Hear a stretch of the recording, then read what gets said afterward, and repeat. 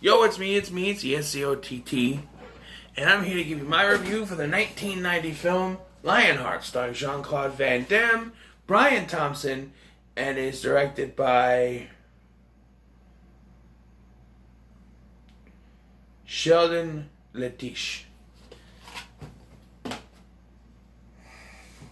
When his brother is horribly burned and eventually discovered murdered by being set on fire, Leon leaves the French Foreign Legion and goes to America to help his sister-in-law and his niece. And he ends up, because of Jean-Claude Van Damme, he ends up fighting. So, yes, the story is that Leon's brother ran away. And I missed the beginning of this because what was I doing? Oh, I was shaving. I put it on, I went and started to shave, and then I realized there was a whole lot going on, so I had to restart it. It was only like 5 minutes in. I thought it was Jean-Claude. My thought was when I first saw this, was, to me, I thought it was this guy gets burned and he gets plastic surgery and he looks like Jean-Claude Van Damme now, and then he has to fight for his family or something like that. I don't know, but no, actually it's Van Damme's brother in this. Leon is his character's name, and he is a convict in the French Foreign Legion for something. I don't ever specifically say what he did, but they've been withholding information from him. His sister-in-law has kept calling for him, and he won't. They won't. Let him return the call or anything. And then when he gets a letter, they won't give him the letter until he forcefully takes it. Then he goes to the guy in charge and asks why he wasn't informed, and the guy basically says, I didn't feel like it. Basically, you'll do what I want you to do. And it's not going to let him go to see his family, so he breaks out. And eventually comes to New York, and comes to America where he meets Joshua. And Joshua puts him up in fights as a way to help finance his way to LA to his family.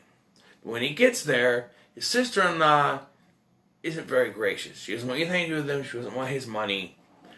So he sets up Joshua as some kind of thing with a fake check. I don't know. I never got that. But so Joshua sets up Leon to fight for this woman named Cynthia. And he's fighting these good fights. There's one fight which I thought was interesting in this against this one guy in a pool. And it's a pool that's emptied out except for one part, like the deep end. There's like a section of water. And what I quickly realized why they did it is because so that when they fall, it wouldn't hurt. Because they're doing this in a pool, and to fall down in the pool would really hurt. And so to make it easier for them, they're basically wrestling around in the water most of the time. And this guy tries to drown him, Leon, but Leon gets out of it and fights the other guy. Sorry. I do have an announcement after this, actually, because you don't tell I'm getting tired. And so eventually, one day, Leon is walking by the house when his niece sees him, and they're talking, and the two guys from were sent by French Foreign Legion. They show up to take him away. But he's able to get away, and he has a cracked rib, but he doesn't tell Joshua because he's got to make the money for his sister-in-law and his niece. And this is where she kind of starts to get a little more sympathetic towards him. He's just trying to help. And he goes to talk to her later, and he tells her, trying to help you, but you're not safe because those French Legion guys are going to come after her. And he, uh,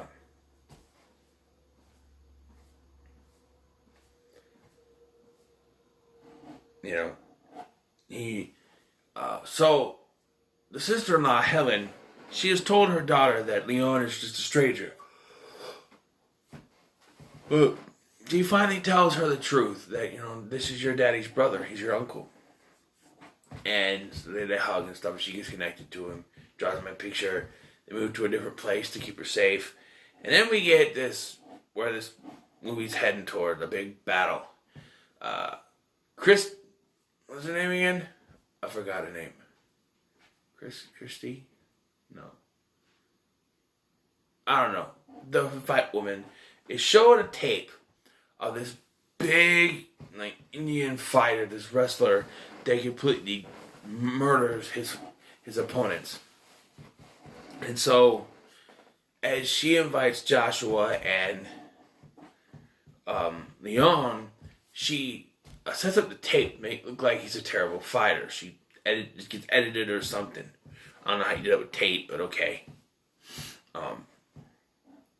So he agrees to fight. But the guy's so powerful that Joshua doesn't know who to bet on. And eventually during the fight, Leon's getting his ass kicked. And that's when Joshua says, just stay down. It's on Attila. That's the guy's name. The money is on Attila. And then Leon gets pissed and says, wrong bet. Gets up, kicks the guy's ass. Now, I was expecting Joshua to start laughing and say, man, I knew it. I knew if I pissed you off, you could do it for me. 50-50, just like I said. But no. And this is what concerns me. So, we get the villain's comeuppance. This woman, she bet the house. She bet her whole entire fortune on this fight because she thought Attila was going to win. And she lost it all. So now she has to, she's done. She gets her comeuppance. But then again, Leon doesn't make the money for his family. They don't get money off of it. In fact, Joshua now owes money, I believe. Or, I don't know how betting works. I'm probably never going to understand, but I think if I remember correctly, you say how much you want to bet, and then once it happens, then you pay. So he owes money for losing, I guess, but yeah, and they embrace. They're still cool and everything, but yeah.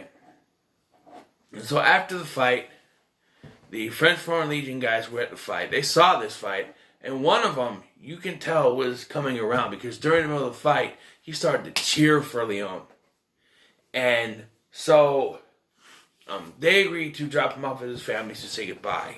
And he's saying he has to leave. And the little girl starts screaming, don't go! Don't go! You can't go! And apparently that reaches all the way outside, even though the doors are closed and it's an apartment building. I don't know.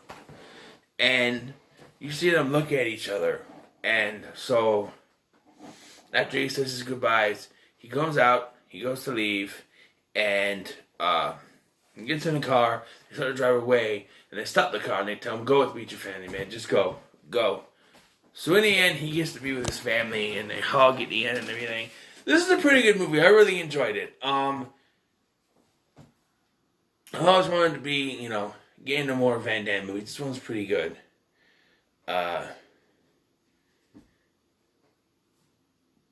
Yeah. But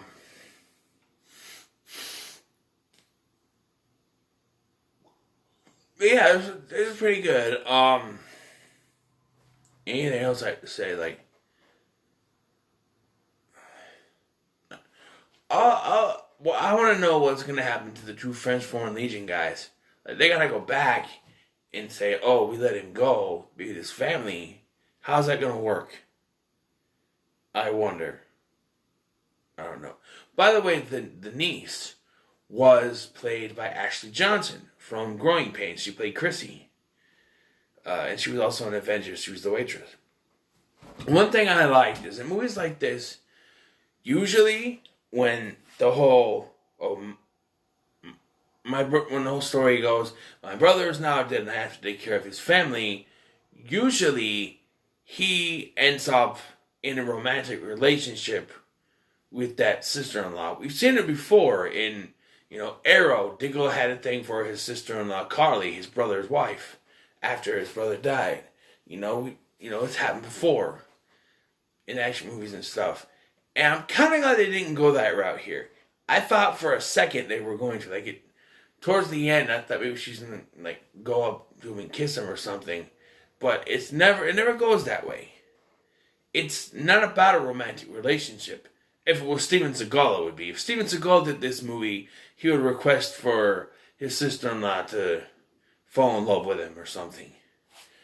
That's the way it is. Because, one thing I didn't mention about that is that, I'll mention it here, actually. One thing I didn't mention about Hard to Kill is that his wife's death kind of doesn't do much for him, to be honest. He has one scene where he's kind of mourning it. They both get shot. She's dead. He's presumed dead. He wakes up 7 years later. And then he ends up having sex with Andy, Kelly Brock's character. And afterwards, he's standing there looking at his wedding ring like, did I do something wrong? Was this okay? That's it. He's just then with her for the rest of the film. Because Steven Seagal didn't care about his character's wedding vows. It's been 7 years anyway, but yeah. I'm glad they didn't go that route here with, having a romantic relationship. I think there's no sequel to this, but I think had they made a sequel, maybe it would have had more tropes in it. I mean, this was a standard Van Damme fighting thing. It's think about it. What kind of story, what other actor could do this kind of story? It's kind of limited. I think maybe Stallone could have done this. I was thinking Arnold, but Arnold kind of did have a movie like this. It was called Twins.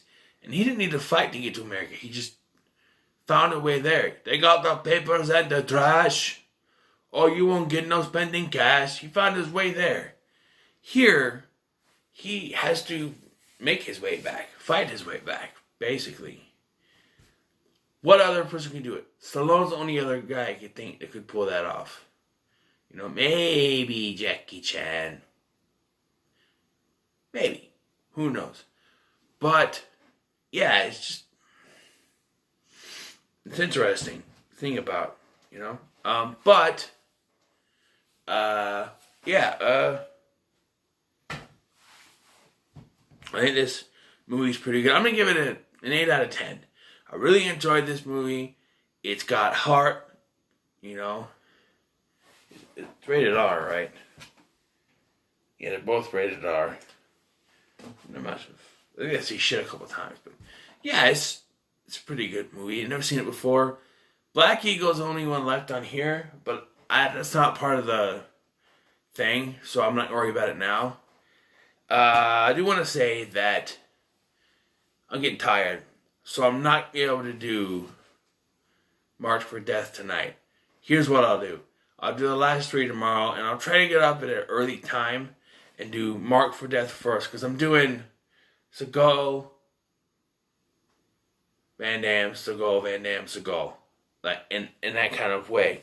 So the next one's got to be a Seagal. So Mark for Death is the next one. And that'll be the first one to do tomorrow. And then Bloodsport will be the flashback Friday. And then On Deadly Ground will be the last one, So it looks as if, by my votes, Van Damme's going to get most of them. Because the ones where I haven't seen either of the movies from the two, I'm just going to pick Van Damme. Because I like Van Damme more than Seagal. I mean, I could do that for all of them anyway, but I want to be fair. That's why I'm watching the movies, so I can be fair. But anyway, what are your thoughts on Lionheart? Let me know in the comments below. Make sure to like, share, and subscribe. Thank you for watching. I've been Scotty. I'll see you in the next one.